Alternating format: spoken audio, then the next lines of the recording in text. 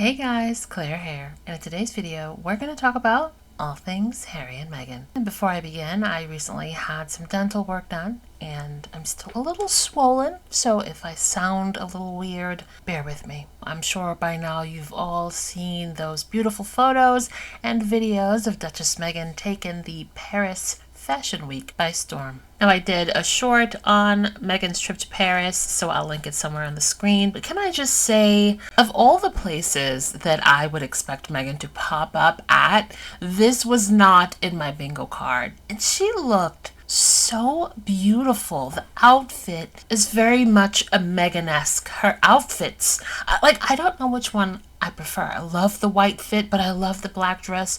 Let me know, which one do you guys prefer? Also, do you guys notice that she barely wears a lot of chunky, ostentatious types of jewelry? And her makeup is very minimal. You're seeing skin, you're seeing her beautiful freckles, and her skin is glowing, okay? So Meghan, pretty please. We're gonna get the home line, but also can we get something to do with the beauty so that we can all partake in having phenomenal, glowy skin? Meghan the Duchess is at Paris Fashion Week, and did y'all see that video of where people gasped out loud when she walked in? Imagine looking so good, people gasp out loud because they cannot believe their eyes that you're actually there and you look divine. Yes, that would give me such a huge ego boost. Right, this is happening right now. This is Paris Fashion Week. Meghan Markle is in attendance at the Balenciaga show. This is her walking to the Balenciaga show. Oh my goodness. She looks... yeah. That is a gay gasp for Meghan Markle, because let me tell you, this look is perfect. It is so stunning. I absolutely love it. It's obviously Balenciaga. She was wearing a Balenciaga to the Balenciaga show. People, you've got to love her pout here and her pose. She knows that she is being photographed. That is going to go all around the world. This is her sitting front row, looking at the collection as it goes by. She just looks incredible. Balenciaga are known for wanting to get press. This is a genius marketing move. Here she is with Pierpaolo Piccioli, who is the creative designer now of Balenciaga. This is his first season. He is of Valentino fame. She's obviously invited by him. And here she is seeing Anna Wintour and Baz Luhrmann. And apparently this is her first time ever at Paris Fashion Week. I didn't know that. But this is a big moment for the house of Balenciaga. It's got under new creative direction. I just feel like she looks absolutely amazing. She looks amazing. She really does. And in other news this week, unfortunately, we lost two pretty phenomenal British women.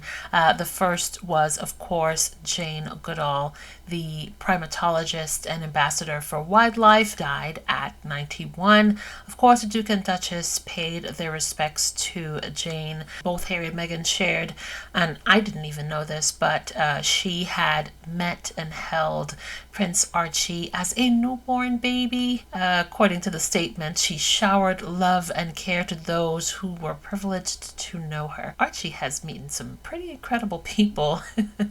Even before he probably recognized his name. The statement from Harry and Meghan went on to say that Dr. Jane was a visionary humanist scientist and a friend to the planet and a friend to us. Her commitment to changing lives extends beyond what the world saw and also to what we personally felt. She held our son Archie when he was first born and showered love and care to those who were privileged to know her. She will be deeply missed. Also, we lost one of my favorite British actresses. I personally knew her from Keeping Up Appearances, Hyacinth Bouquet, or Bucket. So rest in peace to her as well. With Harry and Meghan's trip to Nigeria, of course, we heard a lot about the Invictus Recovery Center for the veterans of Nigeria, and recently we got a little bit of a sneak peek into how that project is going.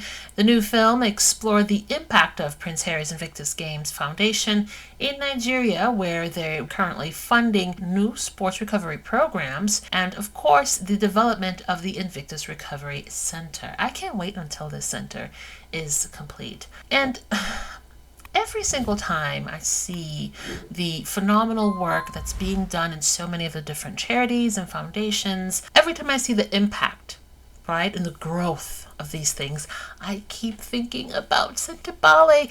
And we're not going to go into the recent details of Sentebale in this particular video. I think I'm going to go into that into the next video. But what a waste. What an absolute waste.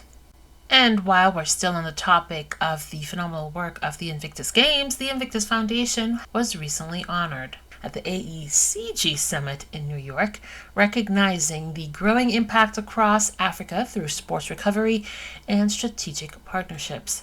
The Invictus Games is quoted as saying, "From supporting the Armed Forces Invictus Center in Nigeria to advocating for systemic change, we're proud to help build lasting recovery where the need is great." Now this week we saw this post from As Ever, and there's a lot of us who have been hoping for some sort of stationery line for As Ever, or a special font, a Meghan font, if you will. And I thought like that was the end of that, but woke up to find new content from As Ever and new products. If you weren't able to get your hands on the apricot spread and the orange marmalade, then you can do so. Head over to As Ever to get those. Meghan also offered a new wine pairing, the 2024 Marlborough Sauvignon Blanc.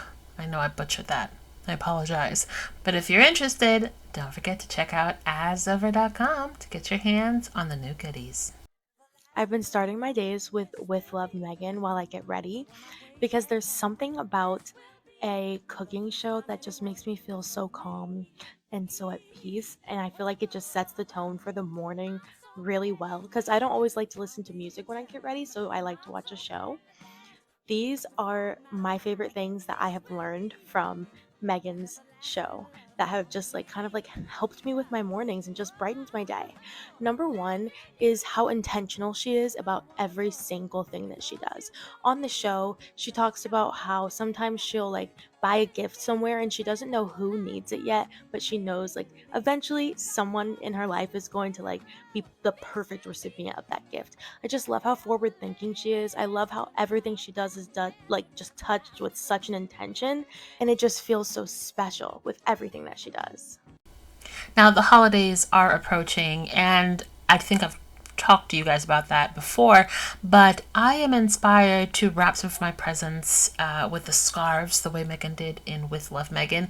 And there was a video from one of my favorite content creators showing how she incorporated some of the As Ever products into baby shower gifts. It's really, really sweet. Two of my friends just had babies, one a girl and one a boy, so I want to show you how to put together these gorgeous gift baskets. Each of them will get a little stuffed animal that has a hot water bottle inside and a little birthday crown with a bunch of numbers that they can add to the front. So for Ariana, I got this cute little Ralph Lauren baby set. For Alex, I got her this very cute newborn set from Ralph Lauren as well. I also got them each a really nice exfoliating hand soap and a cozy candle. Two little things of tea from As Ever. And then I'm also giving them these Summer Fridays gift sets just as a little something for mom. Some face masks, and of course I had to get them each flowers. So Ariana's getting real flowers because I'm delivering it in person. And then Alex is across the country in LA, so I wanted to still give her some of that floral magic. And then a little ribbon for each of them. Double wrapping some baby blue ribbon for the boy, for our baby girl. I've written them each a little card wishing them all the best. How cute. Now, early in the video, remember we talked about Meghan's Glam team getting their due respect. As usual, we know who Danielle is, we know her hair colorist, because she always tells us, and she supports the people who support her, who are part of her Glam team. Now this week there was a story that broke about Bobbi Brown and Kate's makeup. Now I didn't watch William and Kate's wedding, so I don't know. I've never really thought about her makeup. I didn't even know that she or the palace had claimed that she had done her makeup. The only thing I always remember from William and Kate's wedding is the coverage surrounding it and the talk about Kate Middleton's sister's bum. Like, that's the only thing that I remember from it, or from the coverage surrounding it. So I don't know. I'm not surprised. If Spare has taught us anything, is that, the palace lies a lot. Kate's mouth. Well, Kate never denied it. The palace never denied it. They will tell a lie but never deny the truth. What I have gathered from this is hashtag recollections may vary. Kate Middleton's PR strategy is essentially, I'll let you believe this if it makes me look good, but I draw the line if it doesn't make me look like a perfect Stepford wife. The whole story about her not doing her own wedding makeup, it's whatever, right? There's just something so funny about the way Kate Middleton and Kensington Palace's PR team has to go out of their way to try and make Kate look like the perfect non-human human. One of the ones I think about all the time is this story. People saw this photo of Kate and they're like, oh, those are extensions. And then her team was like, no, that's what it is. It's a scar. It's surgery scars. And then they just never mentioned it again. And then sometimes the scar's not even there anymore. The Botox thing also, they literally gave a comment about it. Come on. It begs the question, when do we consider it an omission versus just a straight up lie? Because if this was Meghan, you already know the type of shit that we would be reading about online. Kate Middleton caught in another unnecessary lie. Recently revealed that Kate did not do her own makeup for her wedding. That's the rule. If you lie about something small, you will lie about something big. As you can see, even after the truth was told, they're still saying Kate, known for doing her own makeup, even did it for her own wedding day. Lie. It this way. Kate did not necessarily lie, but the firm did. But she did go along with it, so she is complicit. And honestly, I never believed that she did her makeup for her wedding because it just doesn't make sense. A bride that is marrying into the royal family, knowing that media from around the world will be present. Everyday makeup is very different from doing makeup that has to transcend media, cameras, lights, video. It needs to be a heavier beat. Third layer, you know that this will be on magazine covers, posters for years to come. This is going to be the image that will be with you internationally. And you are going to do it yourself. Just doesn't make sense. Now, my point is this. If you'll lie about something small, like who did your makeup for your wedding, you'll lie about something big. Like selling out your redheaded brother-in-law and his biracial wife to make you look better. Honestly, I don't care who does her makeup. Again, that's what makes it an unnecessary lie, but it's the fact that it was done makes you wonder what else have they lied about. I feel like that's the reoccurring theme with a lot of moves that people within Kensington Palace seem to make. They'll lie and omit the weirdest, most insignificant things, and it's usually, as far as I can tell, in the pursuit of some PR points. I don't understand why they do that, because at the end of the day, you're going to be king, you're going to be queen consort. You don't need to do all of those things. You don't constantly have to tell little fibs to make yourself look human, normal, because you're not, and that's okay. But yeah, reminds me of the Photoshop debacle, and a lot of Kate fans will say, well, Meghan, Meghan's a liar and she's this and she's that, but Meghan and her office are not the ones who were labeled as untrustworthy sources. They let the lie about the cry go on for years, even when things got so bad that Meghan didn't want to be here anymore, and they let that lie continue to fester on until Meghan and Harry corrected it. All of those things for some PR points. I just don't get it. This is the other thing about you Kate Middleton fans now. All of you are lazy. You are uninspired. You don't create your own stuff. You live your whole days, your whole lives stalking Meghan positive content just so you can bring your ugliness into it. Like you, all of you, I have not encountered a single one of you who has a good heart. You are all ugly-hearted people. And it doesn't pain me to say that about another person because I've met so many of you.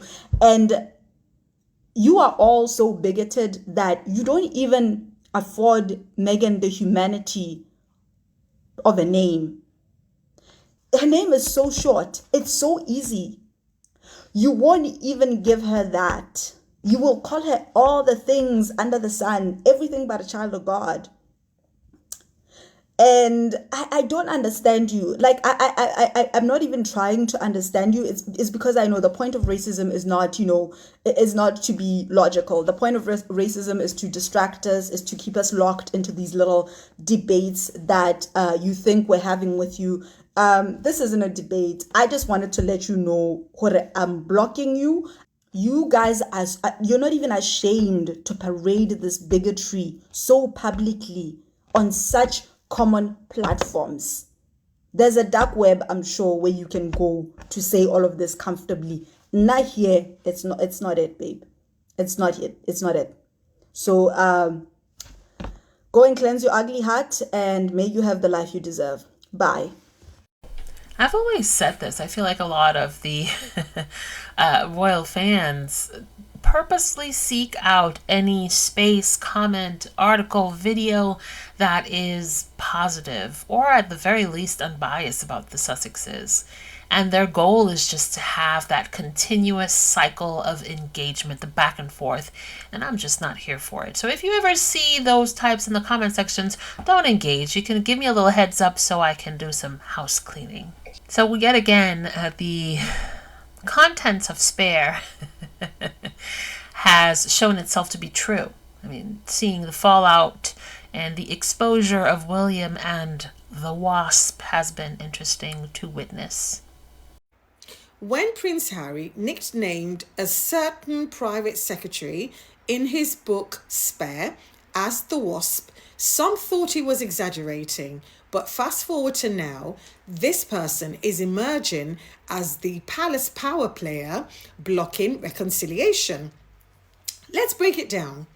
This person sits at the center of King Charles's court. He's the private secretary, the gatekeeper, and yes, part of a RAVEC committee that denied Harry's security requests in the UK. Translation: this person holds the keys and Harry has been locked out, effectively. And who do the critics say are behind the leaks, mocking Harry's Clarence House meeting as just tea and cake? You guessed it, the same person. Combine that with the other brothers' hostility and the picture is clear. There's an active effort to keep Harry estranged. Even Tom Sykes, yes, that Tom Sykes, who is the mouthpiece of the other brother, whose anti-Sussex coverage is legendary. Even he's admitting that the other brother and the private secretary to the king are leading this campaign. This is not gossip. That is royal insider confirming that Harry's story is absolutely true. So here's the real question. If courtiers like that private secretary can wield that much influence, who is actually running the monarchy? Is it the king or is it the many grey suits like Diana once told us? Makes interesting reading, no? Thank you so much for this comment, Callie Latrice. And yes, the royalists are behaving like school children and telling lies that are so unnecessary, lies that no one cares about. And I think that is the rub. What is the benefit of telling these lies? What is the benefit of muddying the waters? Do they honestly think that majority of right-thinking people believe these lies? Why throw a tantrum because there's a father and son reconciliation going on? Now, if your father reconciles with your brother, how does that affect you? It doesn't affect the fact that you are going to be king one day, as your supporters keep reminding us. Nobody cares. In fact, what is happening is that the more you fight, the more there's infighting, the more there's briefing and leaks, the more unstable and unreliable the monarchy looks. At this point in time, with the country in pieces right now, the country needs a show of unity. And you can't even do that, considering that you barely do anything except weaponize the press against your brother on a regular basis. I don't even get it. Considering you don't do much, you would have thought that the least you can do is get out of the way. You're going to be king. You've got the platform, you've got the money, you've got the resources, you've got everything. And your brother has left the country for you. What more do you want? But then again, what tends to happen is that when you are given everything in life, when people are queuing up to tell you how amazing you are, any little bit of rejection hits hard. And that's what's happening right now. Harry is now his own man. He's earning his own money. He doesn't need you anymore. In fact, it's been glaringly obvious that you are the one who needed him. Because the only time we see you work is when Harry is in town or when Harry is about to do something incredible. But then again, why are we not surprised? If you choose to date a man, better make sure that your opinion of him is more important to him than the opinions of other men. And he had a few issues which were based not on reality.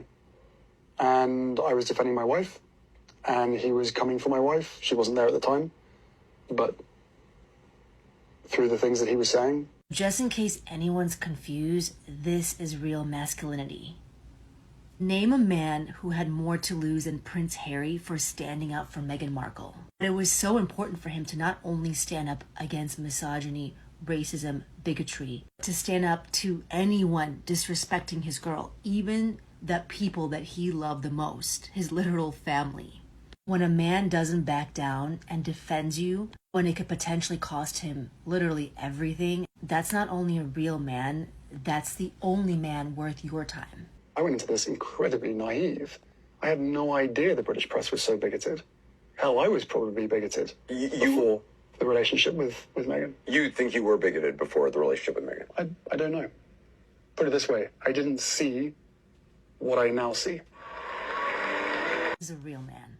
If your pain isn't his pain, you need to cut it. You guys need to break up with these men because they will take everything from you. They will benefit the most from the relationship. Take all your love, all your time, all your empathy, passion, all your creativity. But when it really comes down to it, they're not going to stand up for you. They're not going to stand up for what's right when it comes to standing up to other men. I love it when the Daily Mail goes into investigative mode and tries to uncover a plot against someone, only to find out that they were the ones plotting in the first place. Okay, let's start with this article, which says, someone is trying to drive a wedge between Charles and William. I'm no conspiracy theorist, but even my royal sources say something calculated and odd is going on. This is what's really happening, reveals Rebecca English. And according to Richard Eden, there's a sinister establishment plot to undermine Prince William and Kate and bring Harry and Meghan back into the fold. I refuse to be part of it, and today I'm exposing what's going on. Hopefully he can go right across the hallway and talk to Jenny Murray, one of his colleagues, because she knows why Charles is said to be less irritated by Harry than by William, and she knows why it's so clear what must change. She's actually the one who started the sinister plot storylines. Now, her reasoning is just that Harry is more charming than William, and that's what needs to change, that William becomes more charming and likable. All of those other articles would have you believe that Harry is behind all of this. But Harry has been very clear in the past 5 or 6 years that all he wants is a relationship with his family and his father. He does not want to come back to work for the firm.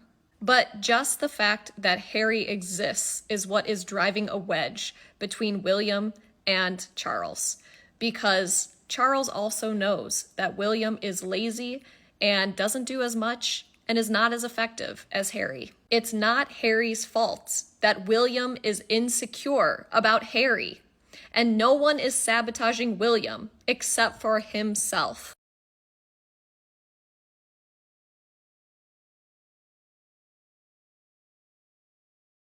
It's just makeup, hun. That's not the point. The point is the principle. First of all, how did we even hear about this rumor? Now we know it's a lie that she did her own makeup. Obviously, it was leaked by them that she did her own makeup because it wasn't true. Or else everyone, I feel like, would have just assumed. First of all, I don't think anyone would have cared. Or you just would have assumed she used a makeup artist. But the fact that it was a story it was a story. There was lots of stories. You can literally Google it. Lots of stories that she did her own makeup when it turns out not to be true is a lie. And also, I'm all about being a hypocrite because you and I both know that if this would have been Meghan, the way that would have tore her apart. I've had people tag me, I think it was like 12 lies or whatever that they claim Meghan said. I watched the video because I try to be open-minded. It was like minuscule, not even true. Not even true. So Meghan has this reputation of being a liar, which we've debunked every single one of those speculations because it's simply not true. In this case, this is actually a lie because she could have came out and said, oh no, I didn't do my own makeup. I used Bobbi Brown's makeup artist. It's a non-story. It literally doesn't even matter. But the fact that she was given credit for something that she did not do puts everything into question. But yeah, it's the principle of it all. And so now it comes out that it wasn't true. She didn't do her own makeup. Of course, she's never going to release a statement saying, oh, I didn't do it. I didn't bother to debunk the theory. It's still a lie. A lie is a lie. It never ceases to amaze me that you guys can like come up with a reason to give her excuses and grace, but you can't do the same for Meghan. Like, let's be real. 2 posts in one night. Mega, what look, mega, we are shoulder, mega. Does Meghan want the British media to have a full-blown meltdown this night? Does she want the derangers' heads to pop this night? Because how is she giving? She's giving. Are you seeing what I'm seeing? Are you seeing a woman who's at peace? A woman who's finally thriving. She's come out at the other end and she doesn't care who sees it. She doesn't care who knows it. She doesn't care who sees it. She's just living her life to the fullest and looking good while doing it. I think at this point, the Rangers just need to give up. Just give it up. It's over. It's done. The power that you may have had over that lady is done. There's absolutely nothing you can say or do at this point that can hurt her, touch her, get to her. I mean, look at the glow. Look at the aura. It's unmatched. Love to see it. Love to see it. There's so much to say, but I'll just not say it tonight. Let's see how it unfolds tomorrow. And what the Rangers and the British media, sour, miserable, sad, damp British media and their minions are going to say tomorrow. Then we'll know. Then we'll take it from there. I'm sure they're going to lose their minds, but we don't care. I'm still here. I am still here. Absolutely surprised that Meghan showed up at the Paris Fashion Week. And, I mean, still stuck on the look, still stuck on the glowy skin. This photo right here. Beautiful. If everybody in your family has a problem with you, you're the problem. Wrong. You're the scapegoat. If you were the one that recognized the toxic patterns, the dysfunction within the family, the abuse occurring, and you spoke out about it and tried to stop that pattern and defend yourself, and then you got X'd from the family because of doing so, You're a scapegoat. You're not the problem. And everybody in that circle is going to stick with the abusers so they also don't get X'd out of that equation. It's much easier to put up with that manipulation tactic than deal with being exiled from a family. Speaking out about the abuse that was happening to you, the negative cycles that you saw going on in the family, caused them to react in a certain way to where you are labeled as the problem, I think that's all you need to know right there. And with that, we've come to the conclusion of today's video. Wherever you guys are, I hope you're having a wonderful weekend, and I'll talk to you guys in the next video. Bye. Thanks for watching. Don't forget to like and subscribe. Also, hit that notification bell.